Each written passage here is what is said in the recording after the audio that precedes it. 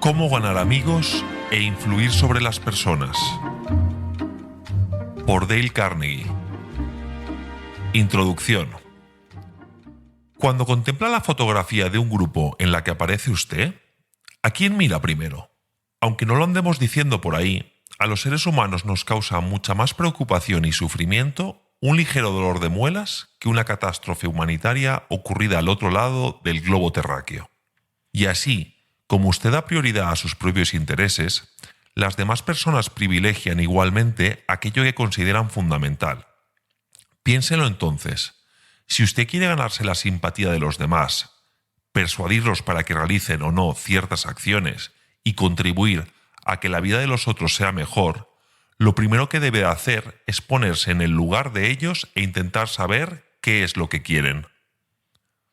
Las siguientes reglas para tratar con los demás no son trucos mágicos que puedan arreglar la vida de nadie. Son el resultado de muchas experiencias verídicas, en las que sus protagonistas han sabido pensar desde el punto de vista de otra persona y ver las cosas desde ese ángulo. Sería ingenuo asumir que siempre se obtendrá una reacción favorable por parte del otro cuando se utilizan estos métodos, pero el caudal de experiencias que se apoyan en estos principios indica que es más probable cambiar actitudes valiéndose de ellos que no haciéndolo. Y si con estos métodos logra usted aumentar su rendimiento, aunque sea un 10%, entonces podrá apreciarse de ser un líder un 10% más eficaz y disfrutar los beneficios de ello. Técnicas fundamentales para tratar a los demás. Regla 1. No critique, no condene ni se queje. Lewis Loss, quien fuera alcaide de la famosa cárcel de Sing Sing en Nueva York, afirmó con tino que pocos de los criminales que hay en Sing Sing se consideraban hombres malos. Tal es la naturaleza humana que permite afirmar que 99 veces de cada 100 ningún hombre se critica a sí mismo, por grandes que sean sus errores, y que, por el contrario, aprovecha el menor pretexto para descargar en otros sus críticas más acérrimas. Pero además de ser peligrosos porque lastiman el orgullo, socavan la autoestima y hacen emerger el resentimiento, las críticas son inútiles, pues en lugar de provocar cambios duraderos, ponen al criticado a la defensiva y listo para justificarse. Son miles las páginas de la historia donde encontrar ejemplos de la inutilidad de la crítica. Lincoln lo supo y por eso dijo: «No juzguéis si no queréis ser juzgado». Y cuando otras personas hablaban duramente de la gente del sur de los Estados Unidos, él respondía: «No los censuréis, son tal como seríamos nosotros en circunstancias similares». Cualquiera puede criticar, censurar y quejarse, y casi todos los tontos lo hacen, pero se necesita carácter y dominio de sí mismo para ser comprensivo y capaz de perdonar. En lugar de condenar a la gente, intente comprenderla. Regla 2. Demuestre aprecio honrado y sincero. John Dewey sostenía que el impulso más profundo de la naturaleza humana es el deseo de ser importante. Sin ese anhelo, que llevó a Colón a reclamar el título de almirante del océano y virrey de las Indias, que hizo que Catalina la Grande se negara a abrir las cartas que no estuvieran dirigidas a Su Majestad Imperial, o que Washington se hiciera llamar Su Grandeza el presidente de los Estados Unidos, sin ese anhelo que ha inspirado siempre a pensadores y artistas inmortales, nuestra civilización no habría sido posible. Alfred Lunn, uno de los actores más destacados de su época, declaró: «Nada hay que yo necesite tanto como alimento para mi propia estima». Cada persona satisface su deseo de ser alguien de una forma diferente, y esa es la característica que mejor define su carácter. De hecho, los manicomios están llenos de sujetos que han encontrado en la locura la importancia que en la cordura les ha sido negada. Así, si algunas personas tienen tanta sed de importancia que llegan a la demencia, imagine por un instante los milagros que podría usted lograr con tan solo ofrecerle al prójimo una honrada apreciación de su relevancia. Charles Schwab, primer presidente de la United States Steel Company, y diestro como pocos en este arte, explicaba su éxito con estas sencillas palabras: «Si algo me gusta, soy caluroso en mi aprobación y generoso en mis elogios». No se trata de ser adulador y embriagar a los demás con artificiales lisonjas, Pues como sucede con el dinero falso, la adulación nos puede poner en aprietos si queremos hacerla circular. Se trata de reconocer las fortalezas del otro y apreciarlas de forma sincera. Hacer lo que hacía Emerson, cuyo prestigio personal no le impedía reconocer y elogiar las cualidades ajenas. Todo hombre que conozco es superior a mí en algún sentido. En ese sentido, aprendo de él. Regla 3. Despierte en los demás un deseo vehemente. Si quiere que los otros se interesen por algo, póngase en su posición. Piense qué les gusta, hábleles de lo que ellos quieren y muéstreles cómo conseguirlo. Al fin y al cabo, uno solo hace aquello que quiere hacer, pues el auténtico motor de las acciones humanas es el deseo personal de realizarlas. En lugar de hablarle al otro de lo que usted quiere que haga, tómese una pausa y piense: ¿cómo puedo lograr que desee hacerlo? Entonces podrá presentar las cosas de modo que el otro pueda ver que le generan beneficios. El vendedor que logra demostrarnos que sus servicios o productos nos ayudarán a resolver nuestros problemas no tendrá que esforzarse por vendernos nada. Ya lo compraremos nosotros. Haga como el padre de Tim, aquel niño que iba a comenzar el parvulario el día siguiente y se negaba a ir, entre lágrimas y gritos. En lugar de obligarlo por la fuerza, el padre sacó unas pinturas e invitó a su esposa y a su hijo a pintar con los dedos en la cocina. Cuando Tim quiso participar en la actividad, su padre le dijo: «Oh, no, tienes que ir al parvulario para aprender a pintar con los dedos». Esas pocas palabras bastaron para despertar todo el interés de Tim por el parvulario, y al día siguiente no veía la hora de comenzar las clases. 6 maneras de agradar a los demás. Regla 1. Muestre un interés sincero por los demás. Un siglo antes de que naciera Jesucristo, un famoso poeta romano, Publilio Sirio, señaló: «Nos interesan los demás cuando se interesan por nosotros». ¿Alguna vez ha pensado en la estrategia del perro para ganarse el sustento sin trabajar? Mientras que la gallina pone huevos, el canario canta y la vaca entrega su leche, el perro se gana la vida con solo demostrar su cariño por el dueño. Él sabe que todos los humanos, sean obreros en una fábrica, empleados en una oficina o incluso reyes, gustan de aquellos que los admiran o que simplemente se alegran de su compañía.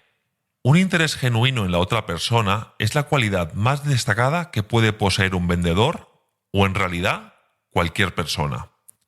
Howard Thurston, uno de los magos más famosos de la historia, cifraba su éxito en su amor por el público, y por eso, antes de salir al escenario, siempre se repetía mentalmente: «Adoro a mi público, le estoy agradecido». Igualmente, los biógrafos de Roosevelt no dejaron de sorprenderse ante su capacidad para interesarse por cada persona, y cuentan que cuando volvió a la Casa Blanca, años después de su presidencia, saludó uno por uno a todos los empleados, incluido, por supuesto, el personal de limpieza. Así pues, se pueden ganar más amigos en 2 meses interesándose genuinamente por ellos de los que se conseguirían en 2 años intentando que los demás se interesasen por uno. Regla 2. Sonría. Ese perro que mueve la cola y brinca como un loco cada vez que lo ve, o ese bebé que le sonríe abiertamente y responde a sus gestos con un estallido de júbilo, pueden transmitirle más satisfacción a su alma que 1.000.000 de palabras elogiosas. Las acciones y los gestos dicen más que las palabras. Por eso, una sonrisa sincera, de aquellas que transmiten un «me gusta usted», «me causa felicidad», «me alegro de verlo», abre puertas, cierra negocios y conquista corazones. El jefe de personal de una gran tienda de Nueva York afirmaba que prefería emplear a una vendedora sin instrucción, siempre que poseyera una sonrisa sincera, que un doctor en filosofía con cara de pocos amigos.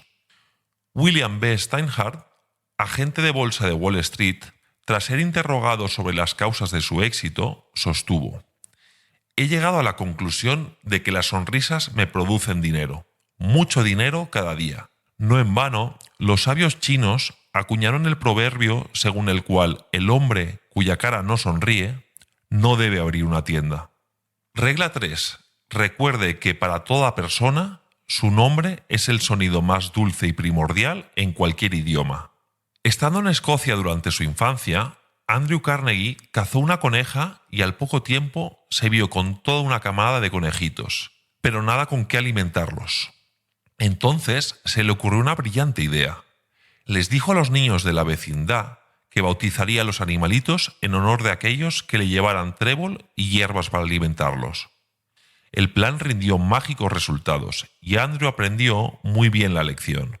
Por eso, años después, cuando le llamaban el rey del acero y quiso venderle raíles al ferrocarril de Pensilvania, cuyo presidente era J. Edgar Thomson, construyó en Pittsburgh una enorme planta de altos hornos a la que bautizó como Siderurgia Edgar Thomson. No es difícil adivinar a quién se realizó el pedido cuando el ferrocarril de Pensilvania necesitó raíles de acero. En otra ocasión, cuando la competencia con George Pullman por lograr la supremacía de la venta de vagones dormitorio estaba poniendo en jaque a ambas compañías, Carnegie se acercó a este último y le propuso que fusionaran las dos empresas. Pullman, que no parecía nada convencido, le preguntó ¿qué nombre tendría la nueva firma? Ante lo cual Carnegie respondió: pues la Pullman Palace Car Company, por supuesto. En ese instante se inició una nueva etapa para la industria de los Estados Unidos. Toda información que demos o toda pregunta que formulemos adquirirá una relevancia singular si le agregamos el nombre de nuestro interlocutor. Esa sola palabra obra milagros, y por eso los políticos saben muy bien que recordar el nombre de un elector es cualidad de estadista. Olvidarlo equivale a ir al olvido político. Regla 4. Sea un buen oyente. Anime a los demás a que hablen de sí mismos. Durante las horas más sombrías de la Guerra Civil, Lincoln le escribió a un viejo amigo pidiéndole que fuera a Washington y una vez allí le habló durante horas acerca de la conveniencia de proclamar la liberación de los esclavos. Tras exponerle todos los argumentos a favor y en contra de tal decisión y leerle artículos periodísticos y cartas que lo censuraban por no liberar a los esclavos o por el temor de que los liberara, Lincoln estrechó la mano a su viejo amigo, se despidió de él y lo envió de regreso a Illinois, sin haberle pedido consejo ni preguntarle siquiera su opinión. Lincoln solo quería un oyente amigo, comprensivo, ante quien volcar sus ideas. Lo mismo que buscamos nosotros cuando estamos en dificultades.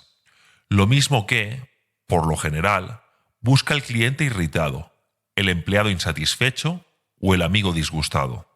Muchas personas llaman a un médico cuando lo que necesitan es alguien que los escuche, afirma un artículo de selecciones del Reader's Digest.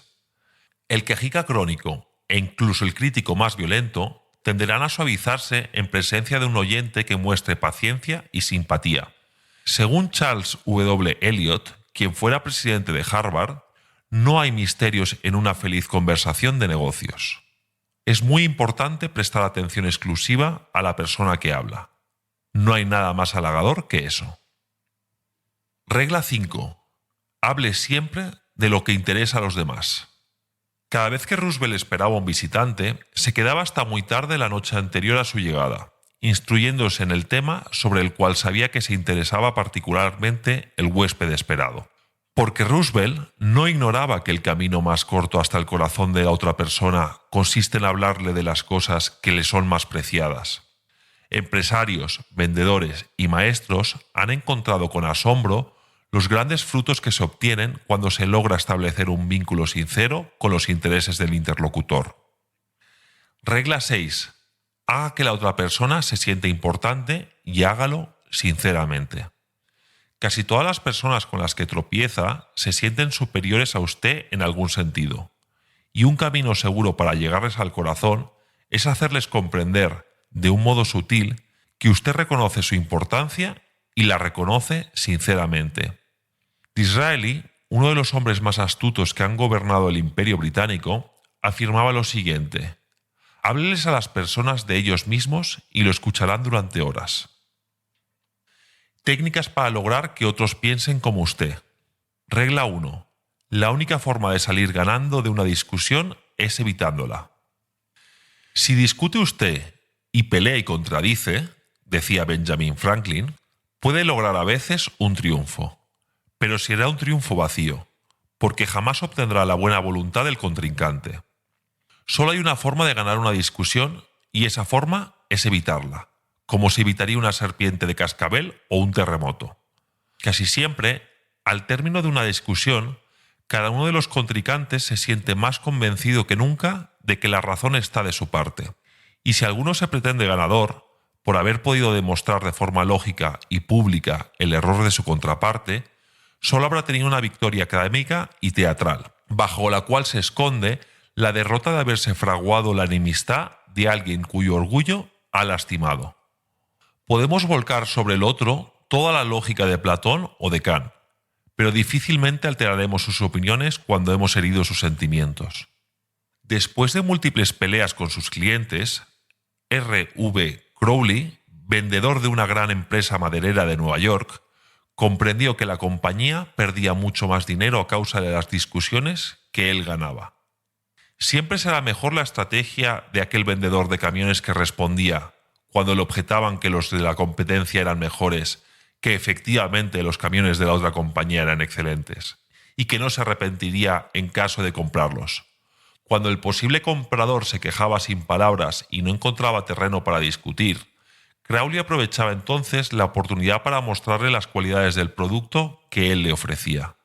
Los malentendidos no se resuelven con discusiones o peleas, sino con tacto, diplomacia, conciliación y un sincero deseo de apreciar el punto de vista de los demás. Recordemos a Lincoln. Mejor es dar paso a un perro que ser mordido por él al disputarle ese derecho. Ni aun matando al perro se curaría de la mordedura. Regla 2. Demuestre respeto por las opiniones ajenas. Todos tendemos a pensar que si no siempre llevamos la razón, por lo menos la tenemos la mayor parte de las veces. Pero resulta que si la tuviéramos en el 55% de las veces, entonces ya deberíamos haber ido hasta Wall Street y hacernos millonarios en cuestión de poco tiempo. En realidad, somos mucho más falibles de lo que alcanzamos a concebir. Y si no podemos afirmar que tenemos la razón ni el 55% de las veces, entonces, ¿qué sacamos con restregarles a los demás sus errores? Cuando alguien se equivoca, a veces lo admite para sus adentros. Y si se le sabe llegar con suavidad y con tacto, quizá lo admita ante los demás e incluso llega a enorgullecerse de su franqueza y ecuanimidad al hacerlo. Pero nada de eso sucede cuando otra persona intenta meterle a golpes la dolorosa vergüenza de que no tiene razón. Si usted quiere demostrar algo, hágalo sutilmente, con tal destreza que nadie piense que lo está haciendo. Recuerde las palabras de Alexander Pope: se ha de enseñar a los hombres como si no se les enseñara, y proponerles cosas ignoradas como si fueran olvidadas. La siguiente cita del profesor James Harvey Robinson, tomada de su libro La mente en proceso, resulta muy ilustrativa. A veces notamos que vamos cambiando la idea sin resistencia alguna, sin emociones fuertes. Pero si se nos dice que nos equivocamos, nos ofende la imputación y endurecemos el corazón. Somos increíblemente incautos en la formación de nuestras creencias, pero nos sentimos llenos de una ilícita pasión por ellas cuando alguien se propone privarnos de su compañía. Es evidente que lo que nos resulta caro no son las ideas mismas, sino nuestra estima personal, que se ve amenazada. El resultado es que la mayor parte de lo que llamamos razonamiento consiste en encontrar argumentos para seguir creyendo lo que ya creemos. Regla 3. Si usted está equivocado, admítalo rápido y enfáticamente. Jamás se verá en aprietos por admitir que quizás se equivoque, y por el contrario, dará a la otra persona el deseo de ser tan justo y ecuánime como usted, haciéndolo admitir que ella también puede equivocarse. Cuando alguien tiene el valor de aceptar sus propios errores, no solo evita las actitudes defensivas y los posibles conflictos, sino que muchas veces contribuye a resolver el problema creado por el otro. Piénselo así: si usted sabe que ha cometido un error y que los demás pueden llegar a darse cuenta, ¿no resulta preferible adentrárseles y reconocerlo por su propia cuenta? Siempre es más fácil escuchar la crítica de nuestros labios que la censura de labios ajenos. Y, al decir de usted mismo todas las cosas negativas que la otra persona puede tener razón en pensar, no solo le quitará el motivo para hablar, sino que es muy probable que esa persona asuma una actitud generosa de perdón y que en lugar de amplificar el ataque, salga en su propia defensa.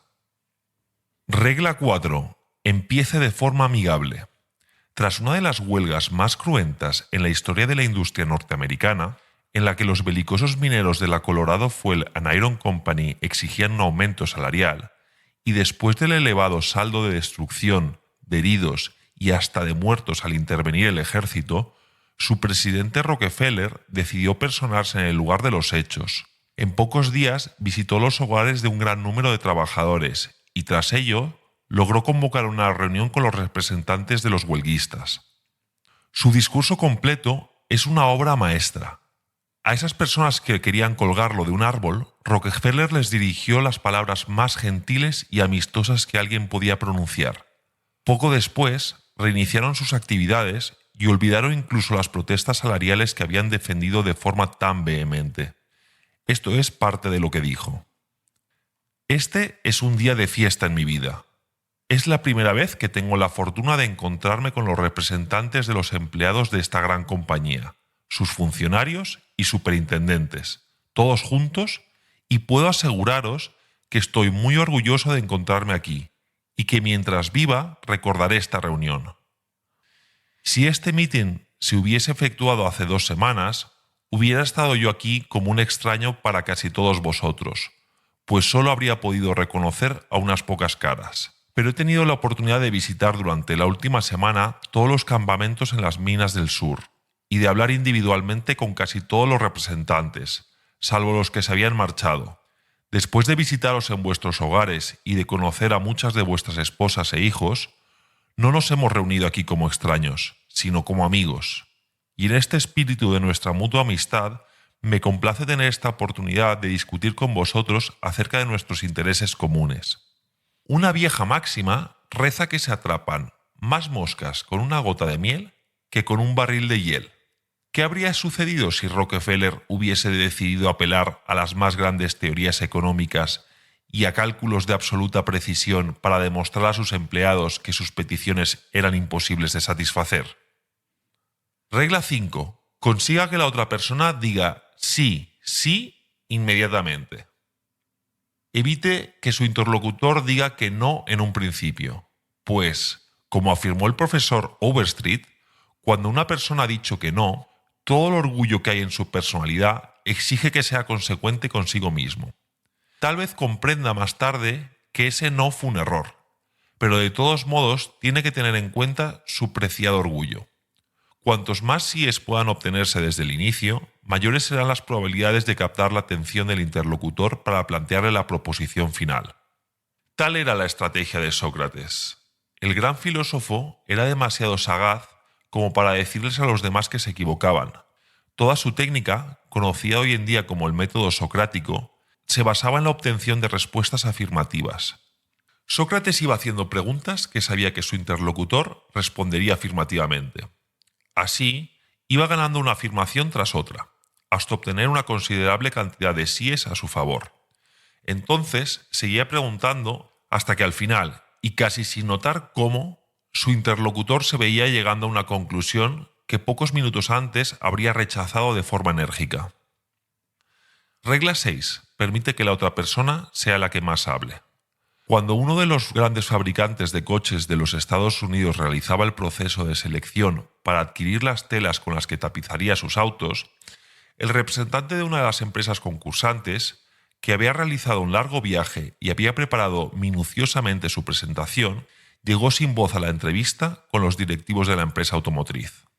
Al entrar en la sala de juntas, sacó un papel y escribió: «Señores, he perdido la voz. No podré hablar». Entonces el director de la empresa le dijo que no se preocupara, que hablaría por él.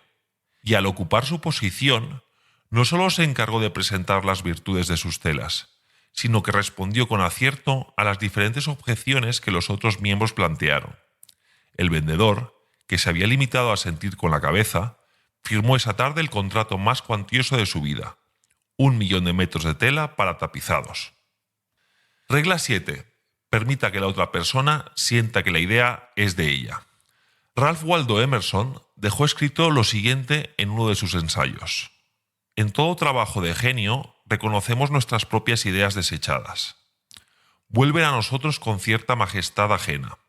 Entonces, cuando intentamos persuadir a otro frente a una idea que hemos tenido, ¿no sería mejor presentársela mediante sugestiones para que él mismo llegue a ella y la asuma como propia?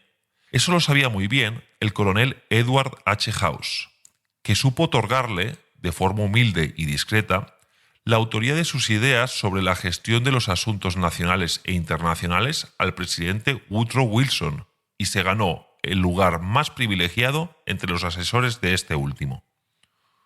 Una vez que llegué a conocer bien al presidente, escribió el propio House, supe que el mejor medio para convertirlo a cualquier idea era introducirla en su cabeza, sin darle importancia, pero de tal forma que despertara su interés, a fin de que él empezara a pensar en ella por su propia cuenta. Las palabras que pronunció el sabio chino Lao Tse hace 25 siglos recogen esta actitud y encierran una sabiduría inigualable. La razón por la cual los ríos y los mares reciben el homenaje de 100 torrentes de la montaña es que se mantienen por debajo de ellos. Así son capaces de reinar sobre todos los torrentes de la montaña.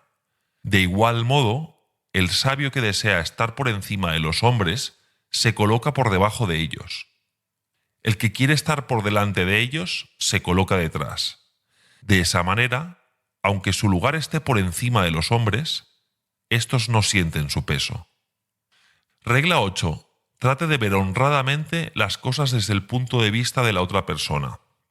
Cuando le preguntaron a Martin Luther King cómo podía él, siendo un pacifista, admirar al general de la Fuerza Aérea Daniel Chappie James, este respondió con sabiduría: juzgo a la gente por sus principios, no por los míos.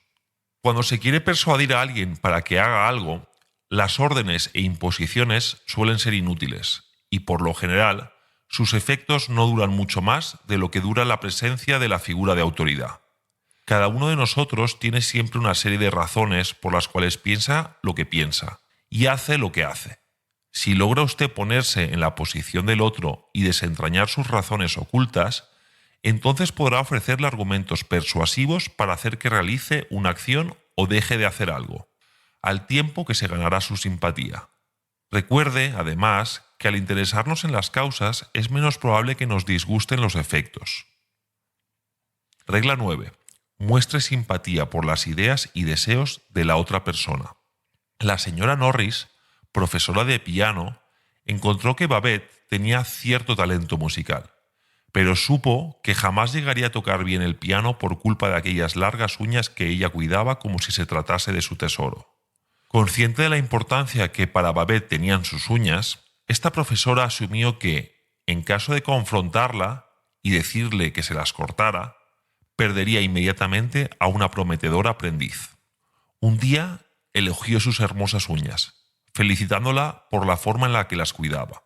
Luego añadió que había notado en ella un excelente talento musical y le dijo que si quería progresar en el piano, quizás le convendría cortárselas algo más, pero que eso supondría un sacrificio que nadie podía exigirle. A la semana siguiente, la señora Norris comprobó con satisfacción que Babette se había cortado las uñas. Regla 10. Apele a los motivos más nobles. Antes de convertirse en un prestigioso editor, Cyrus H.K. Curtis buscaba artículos de escritores prestigiosos para sus revistas, aunque no estaba en condiciones de pagarles una suma siquiera cercana a la que ofrecían las demás publicaciones. Ante esto, decidió apelar a los motivos más nobles, y así logró convencer a muchos escritores que se encontraban en lo más alto de su fama para que escribieran en sus revistas. Se limitó a ofrecerles un cheque de $100 que no iría para ellos, sino para una institución de caridad. Cuando John D. Rockefeller, hijo, quiso que los diarios dejaran de publicar imágenes de sus hijos, utilizó esta misma técnica. En lugar de arremeter contra los periodistas, les envió una calurosa carta en la que les decía: «Ustedes saben cómo son estas cosas. Algunos de ustedes también tienen hijos. Y saben que no hace bien a los niños gozar de demasiada publicidad». Cuando Lord Northcliffe encontraba en un diario una fotografía suya que no quería que se publicara, escribía una carta al director en la que apelaba al respeto y al amor que todos sentimos por la madre, diciéndole: «Le ruego que no vuelva a publicar esa fotografía. A mi madre no le gusta». Regla 11. Dramatice sus ideas. Los publicistas saben muy bien que el éxito del mensaje se cifra en la forma en la que se presenta una idea y en la capacidad para atraer la atención de las personas. Vivimos en el tiempo de la dramatización, el cine, la televisión y los medios que lo hacen continuamente. Las meras palabras ya no suelen ser suficientes para despertar el interés. Hay que acompañarlas con gestos, con actos, con imágenes. Los fabricantes de un nuevo veneno para ratas, claramente conscientes de ese hecho, entregaron a los comerciantes un exhibidor para el escaparate con 2 ratas vivas dentro. La semana en que estas ratas se mostraron, las ventas se multiplicaron por 5. Regla 12. Lance, contacto, un reto amable. Charles Schwab, jefe de una fábrica cuyo personal rendía muy por debajo del nivel esperado, visitó la planta una tarde y tras preguntar cuántas cargas de horno había realizado el turno de día, pidió una tiza y trazó un gran 6 en el suelo. Cuando llegaron los trabajadores del turno de noche, preguntaron qué significaba ese número, a lo que le respondieron que el gran jefe había estado allí y había dejado escrita la cantidad de cargas realizadas por el turno de día. A la mañana siguiente, Schwab volvió al taller y vio que los trabajadores de la noche habían borrado el 6 y en su lugar habían dibujado un enorme 7. Cuando los trabajadores de la jornada diurna lo vieron, en lugar de avergonzarse, se llenaron de coraje y unas horas después lo borraron para escribir en su lugar un 12 aún más grande. Schwab no tuvo que decir ni una sola palabra, pero en pocos días la producción de su fábrica se había multiplicado de forma asombrosa. Técnicas para ser un líder e influir en la conducta de los otros. Regla 1. Empiece con elogio y aprecio sincero. Antes de introducir en su boca esos instrumentos que parecen tomados de una serie policíaca, el dentista utiliza novocaína para que usted no sienta dolor. Dorothy Wrublewski, gerente del área del Federal Credit Union en Nueva Jersey, tenía una empleada que desarrollaba un excelente trabajo, pero arruinaba todo por su incapacidad de hacer balances. En lugar de despedirla, como todos le exigían, decidió hablar con ella un día tras cerrar las puertas al público. Esto fue lo que hizo Wrublewski, según sus propias palabras. La felicité por su espíritu amistoso y abierto con los demás empleados, así como por la corrección y presteza con que trabajaba. Después le sugerí que revisáramos el procedimiento que usaba para hacer el balance del dinero en su caja. No bien comprendió que yo confiaba en ella, siguió mis sugerencias y no tardó en dominar sus funciones. Recuerde que el barbero enjabona la cara de su cliente antes de afeitarlo. Regla 2. Llame indirectamente la atención sobre los errores de los demás. Para suavizar una crítica, no siempre basta con agregar un elogio previo que la amortigüe, y muchas veces, cuando se quiere modificar la actitud de alguien sin ofenderlo ni crear resentimientos, una sola palabra puede marcar la diferencia entre el triunfo y el fracaso. Por ejemplo, si un padre que quiere censurar los resultados de su hijo en el álgebra se acerca y le dice: «Estoy muy orgulloso de ti por haber mejorado tus notas este mes, pero si te hubieses esforzado más en álgebra, los resultados habrían sido mejores», esta le hará sentir que el elogio inicial no era más que un pretexto para cuestionar sus resultados. Ese mismo padre lograría un efecto muy diferente con tan solo cambiar ese pero por un «y». «Estoy muy orgulloso de ti por haber mejorado tus notas este mes. Y si sigues esforzándote, podrás subir las notas en álgebra al nivel de las demás». En cierta ocasión, la señora Jacob contrató a unos obreros para realizar una obra en su casa. Durante los primeros días de trabajo, cuando regresaba de su oficina, notaba con desagrado que habían dejado el patio lleno de fragmentos de madera. En lugar de reprenderles o darles una orden, una tarde pidió ayuda a sus hijos y entre todos recogieron y apilaron en un rincón los restos de madera. Al día siguiente, se acercó al capataz y le manifestó lo contenta que estaba por el modo en que habían dejado el patio el día anterior, pues así no incomodaban a los vecinos. Mientras las obras continuaron, no tuvo que hacer nada más. Cada vez que volvía a su oficina, encontraba el patio de la casa en completo orden. Regla 3. Hable de sus propios errores antes de criticar los de los demás. Es mucho más fácil escuchar una lista de propios defectos cuando el que la pronuncia comienza por admitir con humildad que él también está lejos de la perfección. Regla 4. Haga preguntas en vez de dar órdenes. Owen D. Young, prestigioso director de la General Electric, jamás dio una orden directa.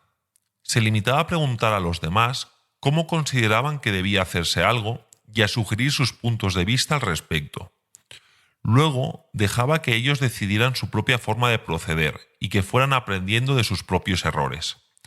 Hacer preguntas no solo hace que las órdenes resulten más aceptables, sino que con frecuencia estimula la creatividad de la persona a quien se interpela. Además, es mucho más probable que la gente acepte con gusto una orden si ha participado en el proceso de decisión que la antecede. Regla 5. Permita que la otra persona salve su propio prestigio. Antoine de Saint-Exupéry escribió: «No tengo derecho a decir o hacer nada que disminuya a un hombre ante sí mismo. Lo que importa no es lo que yo pienso de él, sino lo que él piensa de sí mismo. Herir a un hombre en su dignidad es un crimen. ¿Cuántos de nosotros desconocemos el valor que para cada uno tiene su propio prestigio y criticamos a los demás en público? Descubrimos sus defectos o pisoteamos sus sentimientos». Cierto contador público que contrataba empleados por temporadas tenía que enfrentarse al final de estos periodos a la incómoda tarea de realizar despidos. La naturaleza de su negocio no le permitía mantener a los trabajadores, y a pesar de que ellos lo sabían, siempre surgía el rencor cuando les anunciaba que el contrato no sería renovado. Hasta que decidió cambiar de técnica e informarles del despido con estas palabras: «Ha trabajado usted muy bien. La vez que lo enviamos a Newark tuvo una misión difícil. No obstante, la cumplió usted con grandes resultados y queremos hacerle saber que la casa se siente orgullosa de usted. Progresará mucho donde quiera que trabaje. La casa cree en usted y no queremos que lo olvide». El efecto obtenido calmaba los ánimos. Los trabajadores salían satisfechos de sí mismos y no sentían que los habían echado a la calle. Además, cuando los volvían a necesitar, llegaban de nuevo agradecidos. Regla 6. Elogie el más pequeño progreso y, además, cada progreso. El reconocido psicólogo B. F. Skinner realizó experimentos con animales y con seres humanos y demostró que al reducir las críticas y aumentar los elogios, se logra reforzar lo bueno que hace la gente y disminuir lo malo, que tiende a atrofiarse por falta de atención. Para modificar una conducta resultan mucho más efectivos los estímulos positivos que los castigos. Hay que dar golosinas en lugar del látigo. Y así, como las adulaciones vacías o falaces no surten ningún efecto, asimismo resulta mucho más provechoso un elogio concreto que una alabanza inespecífica. Muchos maestros saben que para fortalecer las actitudes de sus estudiantes no basta con decirles que son buenos, sino que conviene señalar específicamente los puntos en los cuales destacan, para que el elogio se vuelva significativo y la otra persona lo reciba como sincero, no como algo que le dicen solo por hacerle sentir bien. Regla 7. Atribuye a la otra persona una buena reputación para que se interese en mantenerla. Si usted ayuda a construirle a otra persona una excelente reputación, podrá apreciar los enormes esfuerzos que hará para no desmentirla. Extendiendo la máxima de Shakespeare que afirma que asume una virtud si no la tienes, se le deben atribuir a los otros las virtudes que no poseen si se quiere que ellos mismos las cultiven. Cuando alguien ha gozado con el prestigio que le otorga una característica sobresaliente, hará enormes esfuerzos por ratificar ese prestigio. Al inicio del año escolar, cierta profesora notó que entre sus alumnos se encontraba Tommy, un chico problemático del que todas sus colegas hablaban con temor. Al leer la lista por primera vez, hizo un comentario a cada niño, y al llegar a Tommy, le dijo: «Tengo entendido que tienes alma de líder. Dependeré de ti para que me ayudes a hacer de esta división el mejor de los cuartos grados». En las siguientes semanas reforzó esa reputación, felicitando a Tommy por cada cosa que hacía y comentando en público sus excelentes habilidades. Efectivamente, Tommy no defraudó a la profesora. Regla 8. Aliente a la otra persona. Haga que los errores parezcan fáciles de corregir. Dígale a un niño, a un empleado o a cualquier persona que es estúpido o incapaz, que todo lo hace mal, que todos sus defectos son incorregibles, y habrá destruido todo incentivo para que trate de mejorar. Muéstrele, por el contrario, la forma fácil de hacer las cosas y su confianza en que puede mejorar, y verá cómo ella misma practicará con entusiasmo hasta que llegue a superarse. Regla 9. Procure que la otra persona se sienta satisfecha de hacer lo que usted sugiere. Cuando Woodrow Wilson, entonces presidente de los Estados Unidos, quiso enviar a un emisario de paz para que se reuniera con los líderes inmersos en la Gran Guerra de la Europa de 1915, designó para ello a su amigo íntimo, el coronel Edward M. House. Como Wilson sabía que William Jennings Bryan, secretario de Estado y abogado de paz, ansiaba profundamente hacer ese viaje, le asignó también a House la espinosa labor de informar a Bryan que el seleccionado había sido él. Bryan estaba muy decepcionado cuando supo que yo iba a Europa como emisario de paz, escribió el coronel House en su diario. Dijo que había pensado ir él. Yo le contesté que el presidente consideraba imprudente efectuar esa gestión de forma oficial y que el viaje de Bryan despertaría mucha atención y la gente se preguntaría por qué iba a Europa. Bastó con insinuarle a Bryan que él era demasiado importante para aquella misión, para que este último se quedara satisfecho en los Estados Unidos y continuara siendo un funcionario ejemplar. Conclusión. Hace 3000 años, Zoroastro enseñó a sus discípulos, en el culto del fuego, en Persia, un precepto fundamental. Confucio lo predicó en China hace 24 siglos. Buda lo promulgó en las orillas del Ganges. Lao Tse lo inculcó en sus discípulos en el valle de Han. Este precepto constituye, probablemente, la regla más importante del mundo. Jesús, que también lo enseñó en las montañas de Judea hace 19 siglos, lo resumió en el siguiente pensamiento: haz al prójimo lo que quieres que el prójimo te haga a ti. Las reglas que aparecen aquí no son más que derivaciones de este precepto. El testimonio de infinidad de personas, en diversas épocas y lugares, constituye una muestra fehaciente del poder que tiene comprender al otro y comportarse frente a él de la misma forma en que uno quiera ser tratado, si se encontrara en la misma situación. Si se quiere ser capitán y dirigir la nave de los negocios, la personalidad, el tacto y la facilidad de palabra serán mucho más útiles que el conocimiento de los verbos latinos o que un diploma de Harvard.